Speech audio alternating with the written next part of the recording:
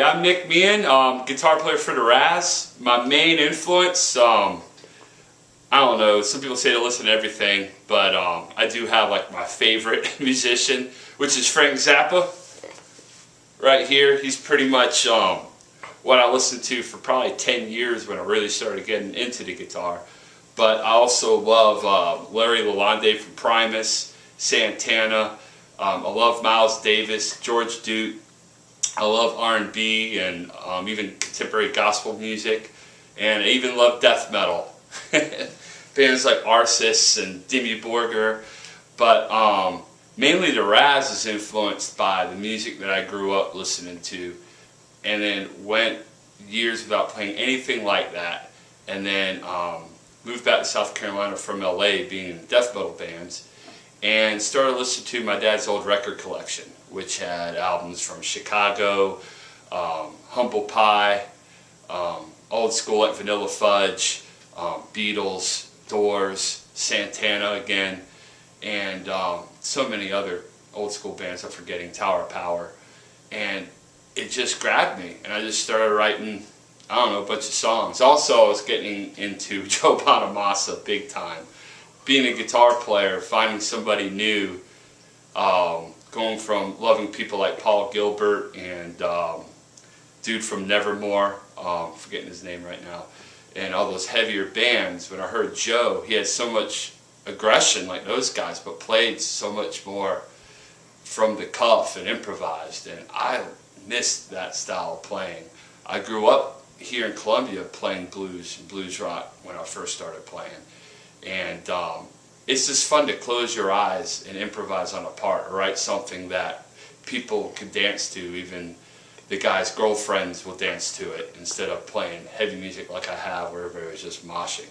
The guy that sort of really inspired me to even keep going with this is the bass player Raz. I met him at Guitar Center when it first opened, and dude's sort of intimidating when you first meet him. I don't know if he sold me a guitar or forced me to buy it, but I don't know, I guess he heard me playing and said that he liked it and asked me who my influences were. And of course, the first guy I mentioned who I was really into at the time was Joe Bonamassa. When I said that, he sort of lit up, said he sort of heard that and a lot of other things. I think he liked the funky stuff I was doing too at that time.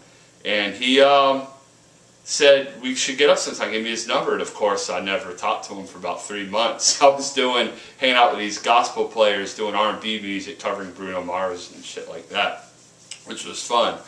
But finally I just started getting, that fell apart like everything else did, and so I gave him a call, and he came over and busted out this fucking fretless bass. And my wife was sitting there on the couch, and she knew exactly that I would freak out when I saw the fretless bass. That's what I was like, okay, hell yeah. And man, it just fell together when we jammed. And we ended up writing, I think, a song or two the first night. And we just, and then he's a bass player that will bring riffs, but like riffs that should have been written by me on guitar. Like, I've written a lot of songs for the band, and I would say that it's pretty much a 50-50 thing with me and him writing, but he'll bring in a sick-ass guitar riff, and it just makes it so easy to help write the rest of the song. And I think vice versa. I've brought in riffs where he just jumped over it. He writes, I might bring in a whole song, but he'll come up with the lyrical idea, the way the vocals go, and then we'll give that to David. David was not my first sort of thought I had when I was writing this material. I was actually thinking like a soul singer, like maybe a chick, But when he said he heard the songs, I know he internalized them, because when he first practiced with us, it added this more rocky edge that's definitely shaped more of the sound of where we're going now.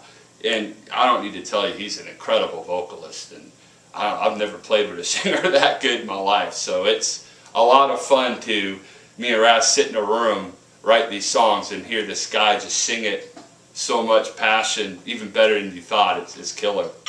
And German-wise, the first drummer we had was this young fucking this young kid that shreds on the drums. He was really loud, but he was great. But he had a little bit of a wild abandon, and we were sort of cool with him at first, but he, decided not to do it after a while, and I was really scared because I didn't know if we would find anyone else, honestly, that could play anywhere close to him.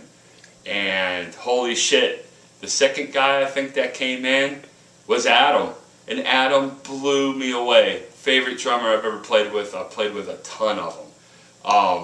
He can get quiet, he can get loud. He can play death metal if you want to.